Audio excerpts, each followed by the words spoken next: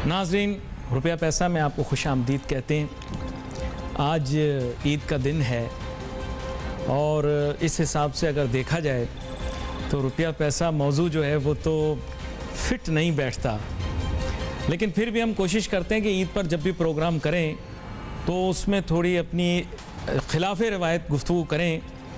थोड़ा वैसे तो आपको पता है कि मैं थोड़ा मिजाहिया अंदाज़ ही अपनाता हूँ, थोड़ा तंज़िया अंदाज़ भी अपनाता हूँ, तो वो रिवायत तो अपनी जगह कायम रहती है, लेकिन आज ज़्यादा मज़ेदार किस्म की गुफ्तगू हो तो ज़्यादा अच्छा रहेगा और रुपये पैसे के मुतालिक ना बात हो तो वो बेहतर है।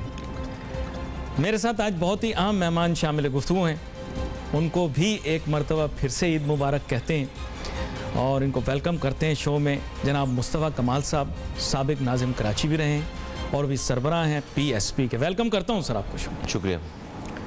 मुस्तफ़ा कमाल साहब, वैसे तो आपको टेलीविज़न पर देखते हैं, ज़्यादातर आप संजीदा रहते हैं, ऐसे नहीं कि आपने प्रोग्राम नहीं किए ऐसे कि जिनमें आपकी सॉफ्टर लाइटर साइड सामने आई हो, लेकिन ईद का दिन है तो आपको पता है एक तो कुछ चंद रिवायती सवाल होते हैं, सबको याद होते हैं। वो सबसे पहले यही पूछते हैं जनाब ईद कैसे गुजरी, किससे मुलाकात की, वगैरह वगैरह, और जानवर कौन सा किया। लेकिन मैं आगाज़ में आपसे ये पूछना चाहूँगा कि ईद के दिन क्या सारी कदूरतें भुला देते हैं? कोई दुश्मन भी अगर ईद मिलने आ जाए तो उसे ईद मिल लेते हैं? कदूरतें तो मुस्तफ़ा कमाल के दिल में रहती नहीं, कभी भी नहीं है कि मैं कदूरतें लेकर नहीं चल रहा होता। और अगर कोई घर पे आ जाएगा तो ज़ाहिर मैं तो आज तक कभी भी ऐसा नहीं हो कि कोई घर पे आए उससे और उससे मना करें, लेकिन मेरे जहन में दिल में कभी भी कोई कदूरतें नहीं रहती। जो भी है चीज़ वो मेरी ज़ुबान पे है, वही दिल में है। और कदूरतें तो वो रहते हैं आप अपने दिल में रखें बातों को और आप कुछ करें। मैं तो जो सोचता हूँ, जो देखता हूँ वो बोलता हूँ और मैं दिल में नहीं रखता। सियासत में तो बंदा मामला फहमी नहीं करता, ख़ास तौर पे आप जैसा शख्स, मैंने ये देखा है कि कॉम्प्रोमाइज़ नहीं करते पॉलिटिक्स में, लेकिन जहाँ पे रिश्तेदारों, घर वाले, अजीज़ और अकारिब आ जाते हैं वहाँ पे थोड़ा इश्यू और चैलेंज आ जाता है। हाँ नहीं बिल्कुल सही है। और नहीं, मैं तो खैर सियासत में भी कॉम्प्रोमाइज़ करता हूँ, बहुत सारा बहुत गिवन लगता नहीं है मिजाज थोड़ा इस नौयत का उसूल पे नहीं। आई मीन जो एक फ़िलॉसफी है, उसूल है, उससे डेविएट नहीं करते, उस पर यू टर्न नहीं रहते। लेकिन अदरवाइज़ तो मैं बहुत गिवन करता हूँ, बहुत ज़्यादा कुशन देता हूँ, बहुत सारी चीज़ों की कोताहियों, कोई चीज़ों के ऊपर जो है सरफ हमें नज़र करते हैं कि जो बेसिक मेरे फंडामेंटल्स को ना छेड़ रहे हों, लोगों को तंबी करते हैं, लोगों को बताते हैं, लोगों को मौका देते हैं। तो ऐसा नहीं है कि कोई गुंजाइश नहीं होती। और जहाँ तक रिश्तेदारों में और दूसरे मामलात हैं तो वो तो अल्लाह का शुक्र है कि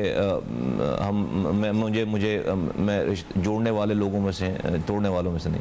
अच्छा, डिप्लोमेटिक भी हो बंदा तो मैं उससे मुश्किल सवाल पूछ लेता हूँ कि रिश्तेदारों में सबसे ज़्यादा ईद मिलना किससे अच्छा लगता है? वैसे तो सारे रिश्तेदार ईद पर मिलने आते हैं तो इंसान को अच्छा लगता है, सिवाय चंद के, ज़ाहिर बात है कुछ तो, लेकिन कोई एक ऐसा रिश्तेदार होता है जिसका बंदे को बड़ी जस्तजू होती है कि ईद पे मिलने आएगा या हम मिलने जाएंगे। अरे टू बी वेरी ऑनेस्ट, हमारी तो ज़िंदगियाँ जो है ना पिछले 30 सालों से 35 सालों से बिल्कुल डिफरेंट हो गई हैं। वो घर पे बैठ कर रिश्तेदारों का इंतज़ार करने वाली लाइफ हमारी है नहीं।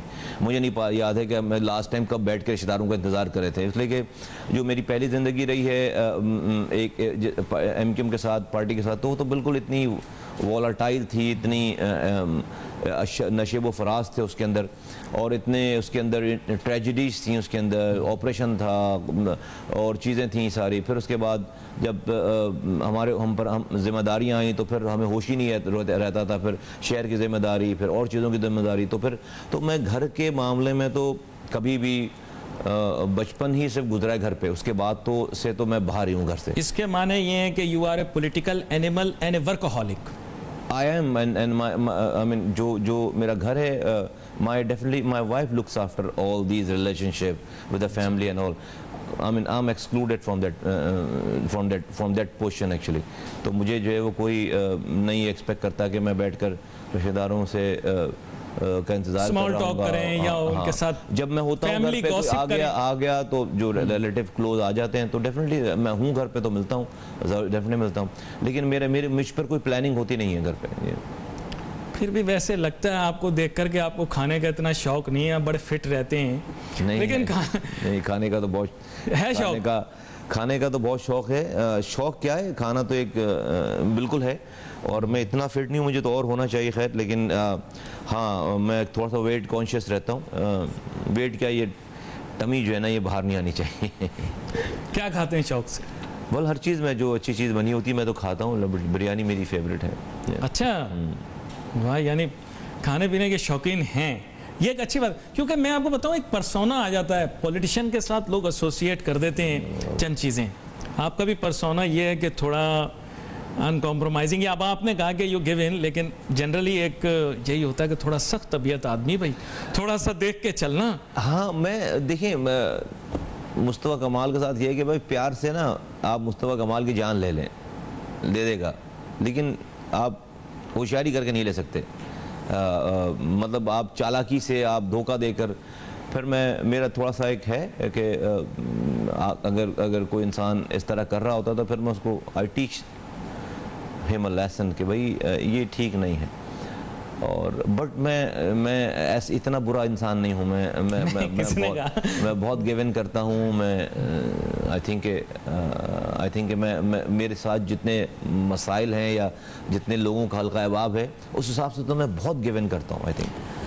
अच्छा, एक्सपीरियंसेस इंसान को तब्दील करते हैं। आपने कहा कि सियासी जद्दोजहद, हालात मामलात ने भी आपकी पर्सनैलिटी को फॉर्म करने में किरदार अदा किया, लेकिन आप जब यंग, अभी भी वैसे यंग हैं, लेकिन जब और ज़्यादा यंग थे, जब ये सियासत की इतनी टेंशनें नहीं थी, कारकुन या हमदर्द नहीं थे, मतलब वो तो होंगे generally by but not by profession, तब कैसी तबीयत और मिजाज था? तब ईद कैसे गुजारते थे?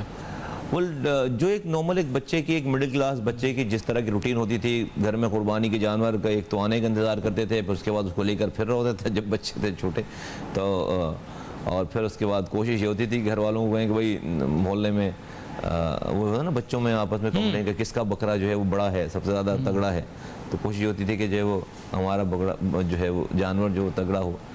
तो बस तरह की चीज़ें थी, नॉट मच जो एक आम बच्चे की नॉर्मल एक हमारे यहाँ जो एक आज से 30 साल 35 साल 40 साल पहले जो एक रिवाज था, तो उस तरह की चीज़ें थी सर। अच्छा, यानी एक बड़े मज़े की चीज़ है, पूछने का जी तो कर रहा है बड़ा, जाहिर बात है। वो पूछिए, आपको जो भी चाहे पूछे हम। नहीं, वो आपने कहा ना कि वो जनरली तमाम मिडिल क्लास यंग लोग, तो ईद का मौका एक ऐसा होता है जब इंसान फ्रेंड्स वगैरह से मिलता है, तो सोबत कैसी रखते थे? डिड यू हैव फ्रेंड्स जो कि बहुत ज़्यादा मिलनसार तबीयत के, यानी आप हंसमुख तबीयत के मालिक, और जो बाकी एक्टिविटीज़ होती हैं यंग यूथ की वो थी? सिंसियर, मुझे अल्लाह का शुक्र है, मेरे साथ ज़िंदगी में ऑनेस्ट लोग हैं मेरे साथ, बहुत। आई मीन दोस्त भी अच्छे मिले? बिल्कुल सेलेक्टेड लोग हैं मेरे साथ ज़िंदगी में। मेरे बचपन के भी 2 दोस्त हैं, उनसे 10-10 साल भी के बाद भी अगर मैं मिल रहा हूँ तो उसी तरह जब हम मिलते हैं 10 सालों के बाद तो वही। और मेरे बिल्कुल बचपन के बिल्कुल दोस्तों से भी मेरा आज तक जो है। लेकिन कचहरी लगाने का शौक था बहुत ज़्यादा, कचहरियों का तो बहुत शौक था, बस उससे ही मैं मिस करता हूँ। बस अभी बहुत शिकायत करते हैं बेचारे दोस्त सारे कि, लेकिन वो कचहरी मेरा बहुत बड़ा जी चाहता है कि मैं कचहरी करूँ बैठ के, बिल्कुल। अच्छा, वो सेंटर ऑफ अटेंशन आप होते थे कचहरी? नॉट रियली, वो तो दोस्तों में जब बैठते हैं तो फिर कोई सेंटर, फिर तो जो अच्छी फेंक रहा है वही सेंटर ऑफ अटेंशन। खिंचाई करते थे दोस्तों की? नहीं, ऐसा नहीं, कोई खास नहीं, लेकिन ये क्या मिला जुला रुझान था टोटल। हाँ, यहाँ पर एक छोटी सी ब्रेक लेते हैं नाजरीन, ब्रेक के बाद वापस हाजिर होते हैं और मज़ेदार जारी रखते हैं।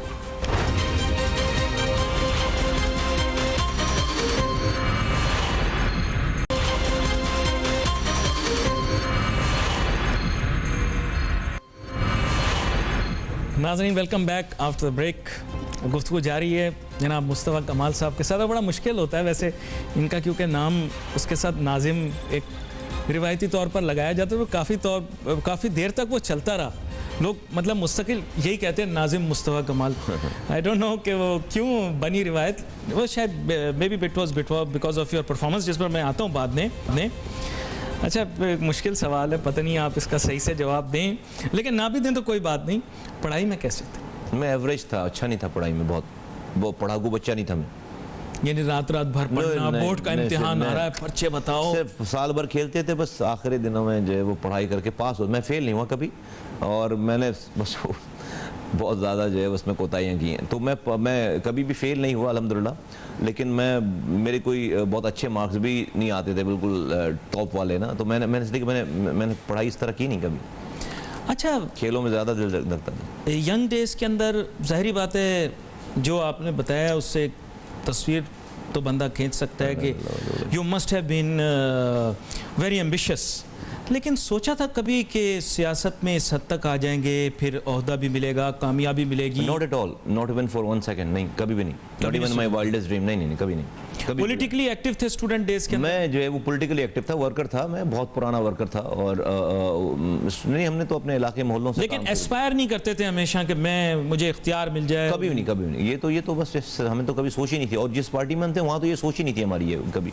हम तो कुर्बानी देने के लिए थे, और कुर्बानी अपने आप को लगाकर, अपनी ज़िंदगी लगाकर लोगों के लिए बेहतरी करने की ये सोचती है हमेशा। बट ये तो कभी भी नहीं कि मेरे पास कोई ओहदा होगा या कोई पोस्ट होगी। अच्छा, ईद के दिन इस दफ़ा तो शायद ईद का थोड़ा मज़ा इस हिसाब से थोड़ा, क्योंकि हमें महदूद कर दिया गया, क्या कह रहे हैं, समाजी फासले पैदा कर दिए। तो एक कराची के अंदर एक रिवायत हुआ करती थी, ईद के दिन कुर्बानी के बाद लड़के निकलते थे घूमने, फिर वो जाते थे सी व्यू, वो वहाँ पे घूमते थे समुंदर पर। आपकी भी ऐसी आदत थी रिवायती, इसलिए याद करा रहा हूँ क्योंकि अब तो नहीं, सी व्यू तो नहीं, साल तो नहीं हो सकेगा। हम लोग कहीं दोस्तों के साथ बैठकर गप लगाते थे, बैठकें करते थे, खाना पीना करते थे। और नहीं, सी व्यू पे कभी छिछोरपन करने कभी नहीं थे। बस वो मैं पोशीदा तरीके से पूछ रहा हूँ सवाल, वो खुद ही जवाब के अंदर जो है वो बता रहे हैं कि जनाब ऐसी कोई बात नहीं है। तो अच्छा, एक बात आपसे पूछना चाहूँगा, अब ज़रा इस तरफ भी आता हूँ, सियासत की तरफ।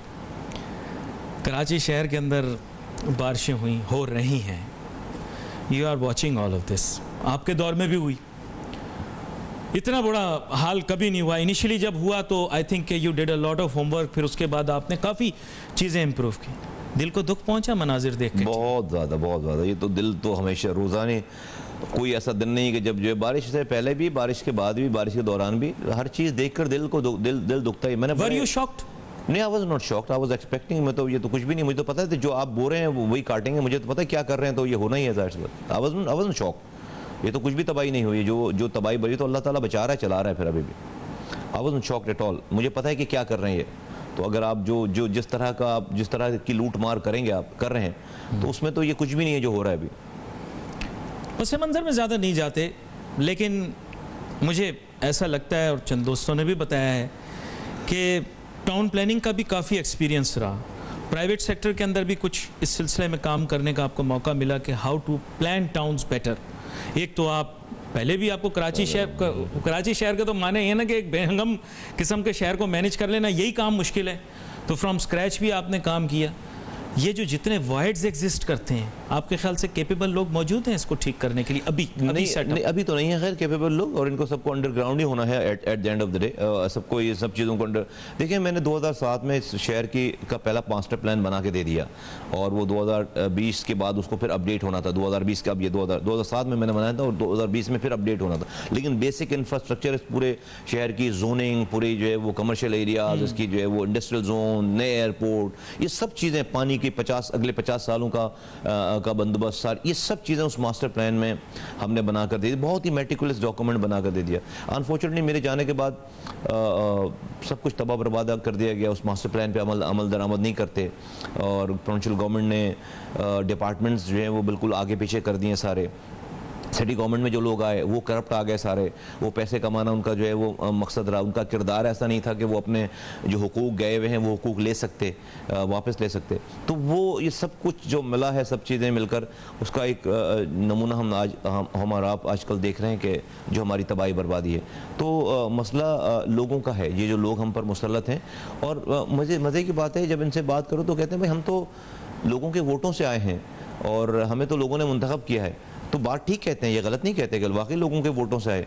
तो हमें भी लोगों को ही कहना चाहिए कि भाई लोगों ने ही अपने बच्चों के कातिलों को अपने सरों पर मुसल्लत कर रखा है अपने वोटों से, अपने बच्चों के, अपनी नस्लों के मुस्तकबिल को तबाह करने वालों को अपने वोटों से मुसल्लत कर रखा है। तो ये कोई और ठीक नहीं कर सकता, ये लोग ही ठीक कर सकते हैं। लोग अगर अपना इंतखाब ठीक कर लेंगे, ठीक हो जाएगा। और ऐसा नहीं कि इंतखाब नहीं है, लोगों के पास ऑप्शन नहीं है, ऑप्शन हैं, हम तो एज एन ऑप्शन हम खड़े हैं, लेकिन हम ज़बरदस्ती नहीं करेंगे लोगों से। भाई मेरा ब्रेड एंड बटर नहीं है कि मैं बोलूँगी जी ज़बरदस्ती मैं किसी भी तरह से मुझे वोट ले लूँ, कुर्सी ले लूँ, मैं क्यों करूँगा ये कहा। हाँ, मैंने अपने आप को अपने नज़रिए को करके सामने और मैं खड़ा हूँ। मैं 2018 में भी खड़ा था, आज मैं उससे ज़्यादा अल्लाह ने मुझे मजबूत कर रखा है। और जिन लोगों को लोगों ने आजमाया वो सब लोग फेल हो गए। तो अगर लोगों को, अगर लोग ये समझते हैं कि उनके मसाइल उनको हल करवाने हैं उनको, तो उनको अच्छे डॉक्टर की ज़रूरत है। और आज तो इस कराची में, सिंध में, बल्कि मैं कहूँगा कि इस पाकिस्तान में PSP से अच्छा कोई डॉक्टर नहीं है। जाहिर बात है पॉलिटिकल एस्पिरेशंस तो हैं, लेकिन आपका ज़्यादा नाम एज ए पॉलिटिशियन नहीं बल्कि एज एन एडमिनिस्ट्रेटर और एज ए मैनेजर ज़्यादा रहा। एक मैं वैसे बात कर रहा हूँ, पॉलिटिशियन को होना ही एडमिनिस्ट्रेटर चाहिए ना। पॉलिटिशियन को अच्छा एडमिनिस्ट्रेटर होना चाहिए। अगर पॉलिटिशियन अच्छा एडमिनिस्ट्रेटर नहीं है तो फिर तो वो मुनाफकत ही करेगा, फिर तो वो करप्शन करेगा और चीज़ें करेगा। भाई पॉलिटिशियन को तो अच्छा एडमिनिस्ट्रेटर होना चाहिए ना। चले मैं आपसे एक मुश्किल सवाल करता हूँ। बात यह है कि इमरान खान साहब वज़ीर आज़म पाकिस्तान भी जब हुकूमत में आने से पहले इन्होंने कहा कि मैं तब्दीली करूँगा, पर जब वो कुर्सी पर आकर बैठे तो उन्होंने देखा कि नीचे काम करने वाले वर्कर मौजूद नहीं हैं, सिस्टम में वो बिल्डिंग ब्लॉक्स ही मौजूद नहीं हैं। मैं आई डोंट नो कि वो आपके पॉलिटिकल अपोनेंट होंगे या आप उनकी राय से इत्तेफाक करते होंगे, लेकिन रियली स्पीकिंग अभी वो ऐसा महसूस करते हैं कि मेरे पास तो बंदा ही नहीं, जैसे पंजाबी में कहते हैं कि सानू बंदा नहीं लपता। तो इसके माने ये हैं कि क्या कराची के अंदर भी हमारे पास कैपेबल वर्क फोर्स नहीं है, इंजीनियर नहीं है वाटर बोर्ड के अंदर? क्या हमारे पास सिटी गवर्नमेंट के अंदर ऐसे प्रोफेशनल मौजूद नहीं है कि जो काम कर सके? खालिसतन लीडर आके या एडमिनिस्ट्रेटर आके क्या करेगा? काम तो आपने लोगों से लेना है। देखिए, अगर लीडर को वो बातें कर रहा है और उसको ये नहीं पता कि जो उसके पास वर्क फोर्स नहीं है, अगर उसका अंदाजा नहीं, तो फिर वो लीडर नहीं है। ठीक है, अब आप जब बात करें तो आपको सारा पता होना चाहिए कि आपके पास आपके क्या एसेट्स हैं, क्या लाइबिलिटीज़ हैं, क्या एडवांटेजेस हैं, क्या डिसएडवांटेजेस हैं, राइट। अगर आपको ऐसा नहीं कर रहे आप, तो फिर आप ये नहीं कह सकते कि मुझे तो पता नहीं, ये नहीं, लीडर ये नहीं कर सकता। तो आपने इन लोगों से काम लिया है, इसलिए पूछ रहा हूँ आपसे। मैं ये कह रहा हूँ, इमरान खान साहब का नहीं, मैं तो आपको अपना बता सकता हूँ। मैं भी जब असल में सब कुछ डिपेंड करता है लीडर पे। अगर लोग नहीं हैं तो लोगों को ढूंढना भी लीडर का ही काम है, लोगों से काम लेना भी लीडर का ही काम है। And you have to put yourself as an personal example. नहीं, आपको इमरान खान साहब अच्छे लगते हैं? वैसे पूछ रहा हूँ। मुझे बहुत अच्छे क्रिकेटर हैं, मेरे हीरो रहे हैं और बहुत अच्छे फिलंथ्रोपिस्ट हैं। इस मुल्क के वज़ीर आज़म हैं, लेकिन मुझे जो उनसे उम्मीदें थी एज अ वज़ीर आज़म, वो उन्होंने फुलफिल नहीं किए। ओके, मतलब दैट्स ऑब्वियसली आप, यू आर नॉट अलोन। यहाँ पर जो चीज़ बेसिकली लोगों को जो आपके बारे में इम्प्रेस की थी वो ये थी कि जो भी वसाइल मौजूद थे आपने उसमें काम करके दिखाया। इस शहर में अंडरपास बने, हमने कभी सोचा नहीं था। देखें, लेट्स बी वेरी फ्रैंक, अब वो लोग कहते हैं कि जी आपके पास पैटर्नेज थी, फेडरल गवर्नमेंट भी आपको सपोर्ट करी थी, प्रोविंशियल भी आपको सपोर्ट करी थी, लेकिन जो फ्रैंक फैक्ट है वो है आपने डेवलपमेंट प्रोजेक्ट्स लगाए, काम किया। किस तरह से किया ये आज तक राज आपने किसी को बताया नहीं। क्या वजह? ये आप ही के साथी हैं, देखें ये आपके साथी हैं, ये इनको आप बता सकते हैं, कंपेटिटर तो नहीं है ना ये लोग आपके। देखिए, इंसान का DNA जो है ना वो चेंज नहीं हो सकता। ठीक है, बहुत सारी चीज़ें इंसान दुनिया में सीखता है, जानता है, लेकिन बेसिक उसका DNA ठीक होना चाहिए। अगर DNA ख़राब है फिर तो आप उसको अमेरिका के शहरों का मेयर बना दो, आप वो वहाँ भी कचरा उबाल देगा। DNA ख़राब है, अगर DNA में हराम खाना है और उसकी हराम की कोई तमीज़ नहीं है तो आप उसको लंदन का मेयर बना दोगे, वो लंदन में भी जो है वो करंट लगकर लोग मरना शुरू हो जाएंगे, बारिशों का पानी घरों में घुस जाएगा, कचरा लोगों के घरों के बाहर पड़ा रहेगा, लंदन में भी इस तरह की सिचुएशन हो जाएगी। तो मेन मसला है, बताई उसको समझाई जाती है बात जिसका DNA ठीक हो। अनफॉर्चुनेटली इधर मामला डिफरेंट है। दूसरी बात आपने शेयर किया इनसे कि आप फिक्स करो? नहीं, इनसे मैं नहीं, आपसे राय लेने आए होंगे ना भाई, आप इनसे पहले रहे हो। अरे भाई, जो भी नहीं आता कोई राय लेने, सबको पता है कि क्या करना है। दूसरी बात मैं आपको बताना चाहता हूँ, मैंने कैसे किया, अल्लाह के डर से किया। अगर आपको मरना याद हो, अगर कि आपको मरना है, और अगर आपका एक बेसिक सा ईमान हो कि आपके पास जो दुनिया में अल्लाह ने जिम्मेदारी दी है इसका हिसाब लेगा, तो फिर आप उस डर से, उस हिसाब के डर से आप शैतान के बहकावे में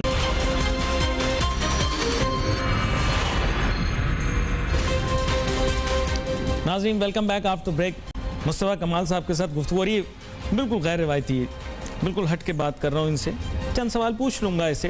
जो कि कराची शहर के मुतालिक होंगे। ब्रेक पे जाने से पहले एक बात कही मैंने, ये अट्रैक्ट नहीं करता तो कहीं से कोई कमज़ोरी तो पकड़ूंगा ना। अथॉरिटी अट्रैक्ट करती है कि मेरे पास इख्तियार हो, और फिर जब इख्तियार आ जाए तो मिजाज तबीयत तब्दील हो जाए, ऐसा है। well, देखें हर आदमी तो अच्छी अच्छी बातें करता है, लेकिन उसकी लेगेसी या उसके एक्शन से आप उसको जज कर सकते हैं कि हाउ करेक्ट है। मैं आपको 2 मिसालें दूंगा इस बात के जवाब में। मैं 2000 जब मेरी 10 में निज़ामत ख़त्म हुई तो I made it a point कि बस मैं कभी मुझे ये ऐसा मौका ना दे अल्लाह ताला कि मुझे अपने लोगों को, जो मैं सिटी गवर्नमेंट में छोड़ कर आया हूँ, तो उसको मैं फ़ोन करूँगा। मैं अपने लोगों को बताता था जब मैं जब चाहूँगा यहाँ से, तो मैं अपने वो जो प्यून होता है ना, जो ऑफिस बॉय जो मेरे लिए दरवाज़ा खोलता था, जो मेरे लिए चाय लाता था, जो मेरे लिए कपड़ा मारता था, हर चीज़ मेरी खिदमत करता था, तो मैंने कहा मुझे उसके भी सलाम की एक्सपेक्टेशन नहीं है, कि मुझे उसके भी सलाम की एक्सपेक्टेशन नहीं कि मैं ये एक्सपेक्ट करूं, अभी तो उसका बस नहीं चलता, वो लेट जाए बिल्कुल ना, लेकिन मैं एक ग्रेड का जो ऑफिस में उसकी बात कर रहा हूं। अभी तो मैं अफसरों की नहीं बात, वो तो सबका ये हाल था कि उनका बस नहीं चलता था, वो मेरे लिए क्या करें, लेकिन मैं तो वो एक ऑफिस बॉय की बात कर रहा हूं। मैंने उसका भी ये जहन में रखा, मैंने लोगों को बात की कि मैं उससे भी एक सलाम एक्सपेक्ट नहीं करता कि मुझे वो सलाम करे।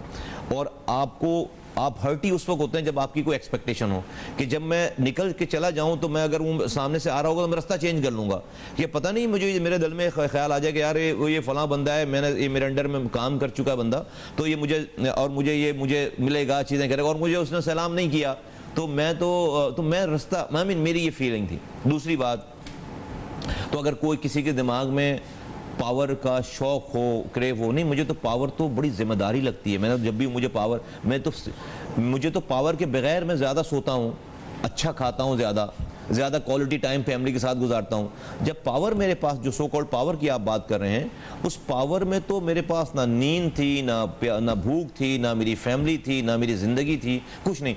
इसलिए कि मैं उस पावर को बहुत अल्लाह ताला की तरफ से एक इम्तिहान समझता हूँ। और मेरे लिए पावर जो अल्लाह, देखें, कोई भी चीज़ ऐसी नहीं है जिसका हिसाब किताब नहीं दिया जाएगा। आप इस जगह पे बैठे हुए हैं, अल्लाह ताला ने आपको एक रुतबा दिया है, आपको इसका भी हिसाब देना पड़ेगा। मरने के बाद आपको यहाँ की जिम्मेदारियों का हिसाब, ये दुनिया, ये सब लोग जो कैमरामैन है, ये टेक्नीशियन है, ये राइटअप है, हर किसी को अल्लाह ताला ने एक सर्टेन जिम्मेदारी दी है, इसका हिसाब दुनिया के बाद आपको देना पड़ेगा। तो the more power you have, the more accountable you will be, number 1। दूसरी बात ये कि अगर मुझे पावर का शौक होता तो मैं पाकिस्तान का सेनेटर था 2013 में, और सेनेटर का टेन्योर 6 सालों का होता है। मुझे सिर्फ 6 महीने हुए थे, 5.5 साल मेरे टेन्योर रखे रहते थे, और मैं उस सेनेटरशिप को लात मार के चला गया। 5.5 साल के लोग 40-40 करोड़ रुपए खर्च करते हैं सेनेटर बनने के लिए, और पाकिस्तान की 25 करोड़ की आबादी में 105 लोग सेनेटर थे, 104 लोग सेनेटर थे। मैं पाकिस्तान के 25 करोड़ में 104 बंदों में मैं शामिल था। तो कोई एक काउंसलर एक दफ़ा बन जाए तो उसका दिल चाहता है कि वो ज़िंदगी भर जो है वो काउंसलर रहे, वो कभी नहीं छोड़ता। मैं पाकिस्तान की सेनेटरशिप छोड़ कर गया था, तो मेरे रब ने मुझे इस मामले में भी बचाया, अल्हम्दुलिल्लाह मुझे बचाया। मुझे बिल्कुल शौक़ नहीं है, मैं ये काम, ये सियासत कर इसलिए रहा हूँ, और ये पावर लेने की कोशिश इसलिए करता हूँ कि मुझे रब ने मुझे यही काम सिखाया है। अगर मुझे लोगों को पानी देना है तो उसके लिए मुझे पावर चाहिए, अगर मुझे लोगों को जॉब्स देनी है, लोगों की सड़कें बनानी है, लोगों को तालीम देना है, लोगों को अस्पतालों में दवा देनी है, तो उसके लिए तो आपको पावर चाहिए। मैं इस लिए ये स्ट्रगल कर रहा हूँ, not to serve myself. अभी मौजूदा क़यादत के पास पावर है, सही बताइए। है power, the ability to do work. नहीं, पावर है, किरदार नहीं। उनका क्लेम ये है, जो भी शख्स हमारे यहाँ अथॉरिटी या पावर में, उसका क्लेम ये होता है कि मैं काम कर नहीं सकता क्योंकि मेरे पास तो इख्तियार है ही नहीं, सिर्फ सिंबॉलिक अथॉरिटी। क्यों बद्दुआएं ले रहा है? घर चला जाए 4 सालों से, बुरी बात है, गलत बात है। नहीं, आप सो मेनी पीपल, जिस शख्स से हम पूछ रहे हैं वो कह रहा है कि मेरे पास सिंबॉलिक अथॉरिटी नहीं, तो ये तो बड़ी झूठ की बात है। आप you shouldn't buy this, you should hold them accountable। आपसे अगर उनकी सुन लेंगे और आप जो है उसको जाने देंगे तो इससे बड़ा कोई और जुल्म नहीं होगा। मैं आपको बताता हूँ, देखिए आज आप किन चीज़ों का रोना रो रहे हैं।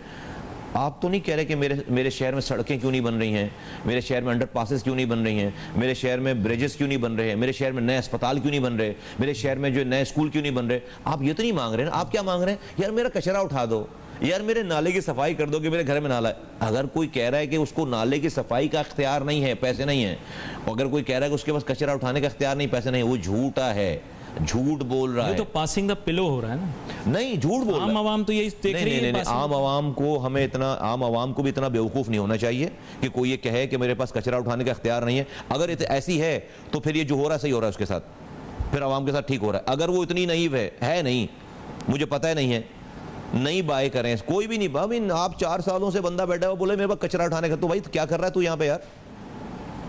भाई सवाल बनता है ना, हराम कमाने का इख्तियार है लंदन में और अमेरिका में प्रॉपर्टीज खरीदने का इख्तियार है, किरदार नहीं है जनाब।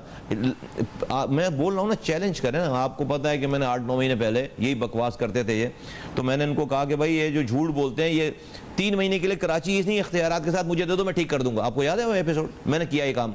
इन्होंने मजाक उड़ाने के लिए मेरा शाम में ऑर्डर निकाल दिया कि मैं मुस्तफा कमाल को प्रोजेक्ट डायरेक्टर गार्बेज बनाते हैं। ये समझे मैं भाग जाऊंगा। इनको मुस्तफा कमाल का पता ही नहीं है अभी।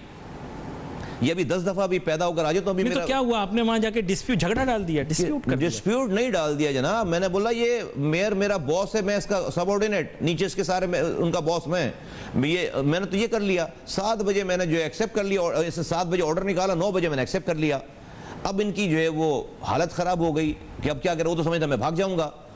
ये मुस्तफा कमाल MP रहा है, वजीर रहा है, सेनेटर रहा है, मेयर रहा है, एक पार्टी का चेयरमैन है, और अभी कोई उसे प्रोजेक्ट डायरेक्टर गार्बेज लगा रहा है। वो समझे तो भाग जाएगा।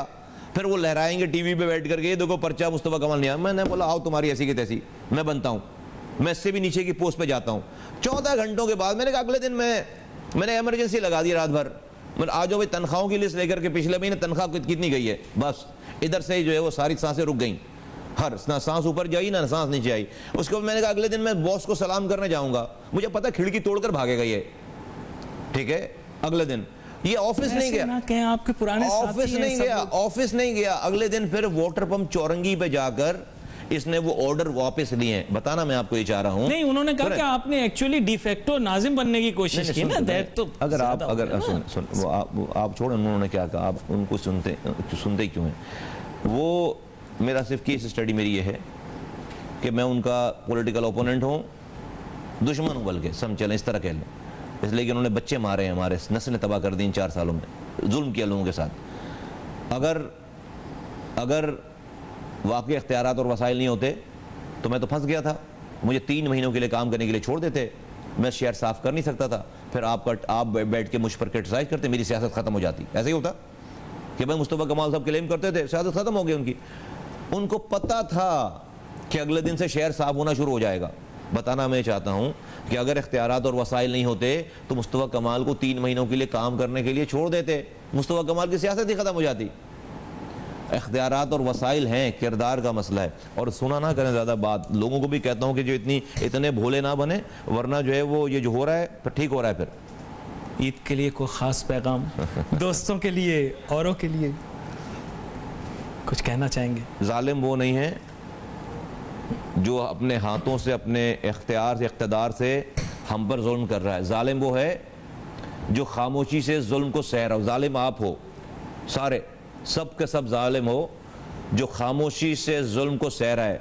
गटर मिला पानी पीकर, सैलाब में डूबकर, करंट लगकर मर के जाओगे कब्र में, तो समझ रहे हो कि अल्लाह ताला जो है वो बहिश्त के पानी पिलाएगा तुम्हें। वहाँ पे नहीं पूछेगा कि इंसान बनाया था जिद्दोजहद करके, आवाज़ लगा के क्यों नहीं मर के आए। आवाज़ लगाते तो अल्लाह की मदद आ जाती। लेकिन सिर्फ रातों में घरों में बैठ के टॉक शो देखकर सो जाओगे और सुबह समझोगे कि हम पर जुल्म खत्म हो जाएगा। नहीं खत्म होगा, सुबह तक जालिम और ज़्यादा मजबूत हो चुका होता है। तो अपनी खामोशी को तोड़ो और अपने ऊपर मुसल्लत जालिमों को आपने अपने हाथों से, अपने वोटों से मुसल्लत कर रखा है। वो जालिम नहीं, आप जालिम अपने फैसले पर नजरसानी करो। सर ईद मुबारक तो कह दें। ईद मुबारक, ईद मुबारक, ईद मुबारक, ईद मुबारक। मुस्तफा कमाल साहब फुल फॉर्म में, और आपको पता है कि आजकल मुस्तफा कमाल साहब वैसे भी मुतहरिक रहे। आजकल ज़ाहिरी बात है मुल्क के शहर के हालात देखकर ज़्यादा मुतहरिक है, होना भी चाहिए। और हालात को दुरुस्त करने के लिए जो भी शख्स अपना किरदार अदा करना चाहे, कराची शहर के लोग तो यही चाहते हैं भाई कि मसलहत और मुफाहमत से भी काम हो जाए। वो भी आगाज़ में उन्होंने कह दिया कि he is not a very inflexible person, he is willing to give in, however he will not compromise on his basic, जो आप कह सकते हैं कि जो इनके ख्यालात नज़रिया। मुस्तफ़ा कमाल साहब, आपका बहुत शुक्रिया, आप हमारे साथ शामिल हुए आज की इस प्रोग्राम में, इस नशिस्त में, और हमने बात की। मेरे ख्याल बहुत सारी गैर रवायती बात भी हो गई, लेकिन ईद के बावजूद मुझे ये पता था कि आप जो हैं वो वर्क मोड में होंगे, और ज़ाहिर बात है वो भी एक अंडरस्टैंडेबल चीज़ है। और इसके साथ ही नाजरीन, आज के प्रोग्राम का हमारा वक्त ख़त्म हुआ चाहता है। हमारी जानिब से एक दफ़ा फिर से आपको ईद मुबारक। We wait for your message on Facebook. Ali Nasir हमारी टीम को इजाज़त दीजिए। अल्लाह हाफ़िज़।